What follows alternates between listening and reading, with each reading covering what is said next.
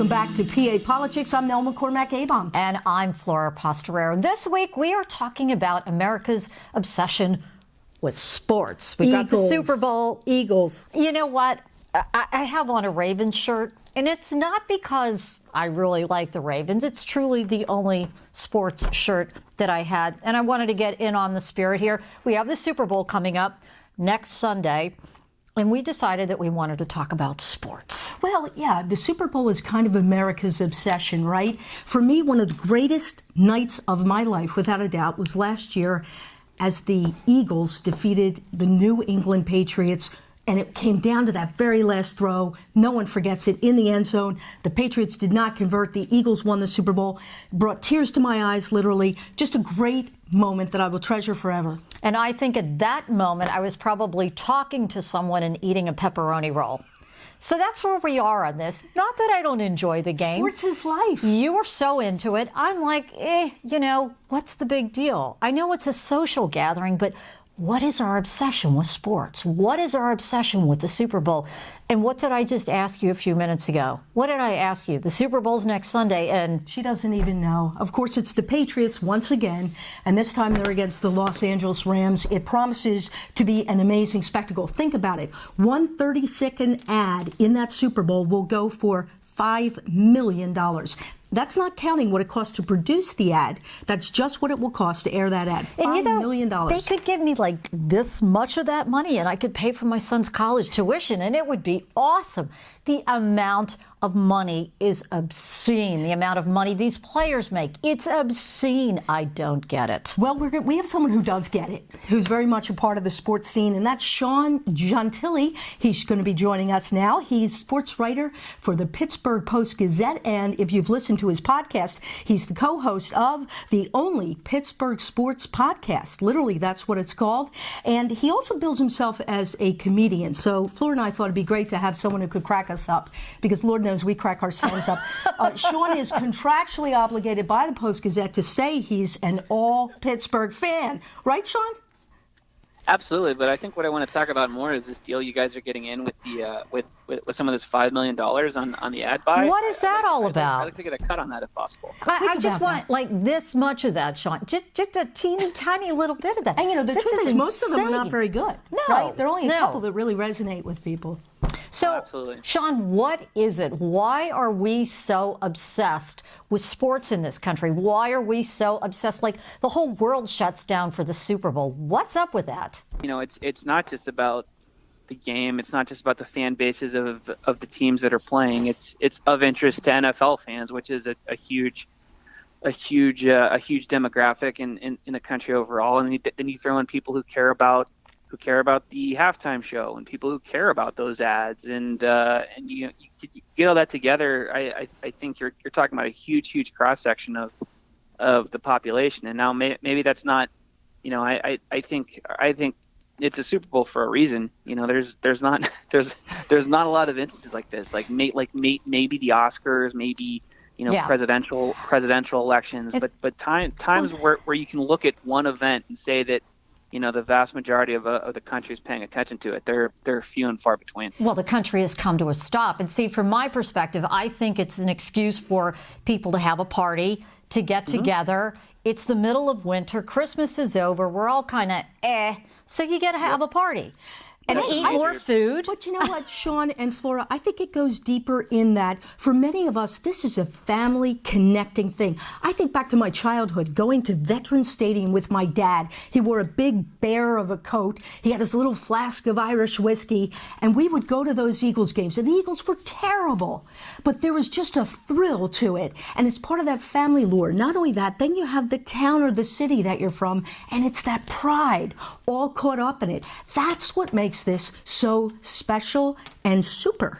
Now, yeah, and it's about memories of going to football games and watching the Eagles or the Steelers or the Ravens or whoever. That's a big part of it too. But then you throw in the fact that everybody has memories of watching the Super Bowl specifically, regardless of who's playing in it. Like I remember, some of the Super Bowls that I remember most clearly and most fondly didn't involve the Pittsburgh Steelers growing up. So I think when you throw that in, you have nostalgia for the sport, but you also have nostalgia for the event itself. I think it holds a special place for a lot of people, and that number really, the funny thing about it too, and not to interrupt, but TV viewership, even though there was a dip last year, has sort of been on the rise.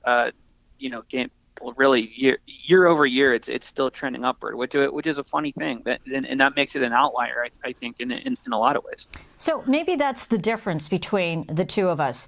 You went to the games, you experienced all this. I'm from Pittsburgh, diehard Steelers fans. Now, I remember watching the games at home, but we didn't partake. We didn't go to the games. My mom was in the kitchen cooking these big pasta and all this spaghetti dinner, and I do remember watching the games, but it wasn't the end of the world to us. And so maybe that's the difference. Well, you that could say it's in your blood. Yin's got 5, right? Or is that right? 5 at this point? Yin's. 6. Yin's. Yin's got 6. Okay, we got 1. We are very thankful. We're blessed, and we have proven that you can beat the Patriots. So at least we've got that. One of the things I know that Flora and I also wanted to talk about was this outsized salary, although it's surprising because I don't think Tom Brady, even he's going for his 6th Super Bowl title, isn't the most highly paid quarterback in the NFL, right? Right. But still, he makes what, $20 million a year? It's obscene. Yeah, it's obscene. And that's a function too of when he signed his contract. Like Brady's last deal was signed before, the sort of explosion of high-end quarterback salaries, where you have Aaron Rodgers in Green Bay. Like there's been a group of people that have come after him. So like the bar has been kind of raised since Brady signed his last contract. So that's why, for as great as Brady is, and he's, going to go down as the best, is the biggest winner in the history of team sports, really, when it's all said and done, potentially. That sort of explains the disparity there. Okay, and so here's where I have to jump in, and I have a big issue with these $20 million salaries. Not to diminish what these guys do. They train very hard. They're physically fit. I know later in life, a lot of them are dealing with health problems and medical issues and blown out knees and all kinds of things. But here's where I have an issue. You've got a guy, you're paying him $20 million, and yet we have firefighters, we have police officers, we have people who are putting their lives on the line every single day, maybe making $60,000, $70,000 a year, school teachers having an impact on the future of our children, maybe making $60,000, $70,000 a year. I can't process that. How do you pay one person $20 million and then these other people who are putting their lives on the line and having an impact on the future of our children, and comparatively, they're making peanuts? That's where I have a problem. Yeah, it's and I get that. That's an overall sort of, that's a societal problem and a societal ill. But you can look at Brady or the quarterbacks or the players is the front men for that kind of disparity, and that's understandable because they're the stars, they're the guys that are in commercials, they're the people you see week after week. But you also have to remember that they're getting half of the revenue or so that's derived from these games in the first place, and the rest of that goes to the pockets of the owners. So, but it's all out of proportion. It's all blown out of proportion, and ultimately we are paying the price. We live in a capitalist society, right? We consumers determine what the price is that will be paid to these people. I'm not paying. Do you know how many of these shirts I have now, and how many that say Super Bowl champ? I wasn't totally obnoxious today. I didn't wear my Super Bowl champion shirt. I've got the shirts, I've got the jackets, I've gotten the kids' hats. We have everything. We, the consumers, I believe in capitalism. Let it go. If that's what they want to pay these people, that's what they're going to pay these people. That's not to disparage or think that other people can't make that money, but that's where we are. I wanted to also talk about football is dead, long live football. A year ago, everybody was talking about the demise of football and people's obsession with it because of the national anthem controversy that exploded on the political scene. And then number 2, all of the research that's been done now about repeated traumatic head injuries, the concussions the children at the pee-wee level start getting, and then they go all the way up through the pro level. Here's the thing. We've just come off a playoff season that was unbelievably exciting. My argument would be the NFL is going to be around as long as the game stays the way it is because of that. Is that true, Sean? There is no other sport that offers that kind of unpredictability. Anything could happen in that last fourth quarter. Yeah, I agree with you overall. I think the issue of youth participation in football is, that's not going away. There are less kids playing football, and that's going to come to roost, I think, at some point in one form or another in the future. But as far as the actual TV ratings are concerned, I mean, there was a lot of debate last year over correlation versus causality, I think. Now, you can see what you want to see. You can say that less people were watching games last year because of the anthem protests. Maybe there is something to that, but it's so you're obsessed with the game, and I get it. And I'll tell you what I'm obsessed with. I'm obsessed with academics. That's where my obsession lies. I have no problem with kids playing sports. I have no problem with the game. I have no problem with America being obsessed with it. Here's where I come into this. We place so much value. The kids getting full rides, full rides to go to college to play sports. Why don't we have all of this hype over kids getting full rides to Harvard for academics? The schools are having these signing days. That's fine. That's great. Their parents are there. They're signing. They're going here. They're going there. They got a full ride. The kid gets a full ride to Harvard. Did you hear anything about that? Zippo. What's the deal with that? What's the deal with that? It's money. It's because the NCAA is a money making it's a money making machine, and it's in a lot of ways it fits a lot of definitions for a cartel, really. So you look at you. Is it subject to RICO? Is it subject to the racketeering? Honestly, it's a cartel. Honestly, yeah.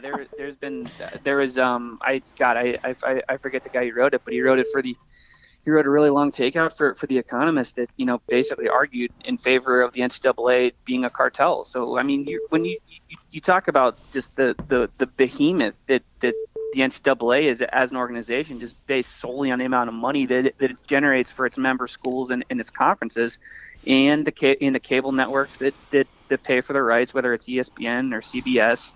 Or whoever is involved, Fox. You have a lot of different hands in the pies versus whether you're talking about networks or conferences that are creating their own TV networks now, which is a whole nother conversation. You know what, Sean, I would agree with Flora, though. For instance, we knew someone who was a national merit finalist, and they had to call our school district, a large school district that has a big electronic sign that touts all the sports teams' victories, and she said, do you mind putting my son's name up there and the other kids who are national merit finalists? And they did it, but they had to be asked to do it. That's what's disappointing, and I think we do need to make sure that academics are it's indicative, I think, in a lot of ways of misplaced priorities, for sure. But it all, it's like it's a saying in so many different circles and so many different ways. But you follow the money, and I think whenever you're talking about Jerry Maguire, show me the money. Show me the money. Follow the money. However you want to put it. It's an unfortunate reality. I think of the way things work. That's the way it's done. Yep. Well, I'll tell you what. How about a prediction, real quick, before we have to wrap this up? Who's playing again? Don't listen to her. You know who's playing. The Patriots, Rams. Who's it going to be? I learned a long time ago not to bet against Tom Brady and the Patriots. So I'll last year. I'll keep doing that. Yeah. Money. Hey, Sean, thank you so much for joining us. It's been great talking to you. So I think the moral of this story is this is all about money. It's all about money. Show me the money. And I don't have a problem with that. But let's show some of that money to firefighters, police officers, doctors, nurses. What do you think? Teachers, all of these people who are putting their lives on the line in influencing other lives and saving lives. Let's just spread the wealth a little bit. How's that? Spread the wealth, spread the love. We appreciate the love you're showing us right now by listening to PA PoliChicks. And listen and subscribe on your favorite listening directory. We sincerely appreciate it. Yeah, we also want to hear from you. Send us your comments. What ideas do you have? You can send us an email, papolichicks@penwatch.org. Thanks for listening, and we will be back next week to chirp about another topic.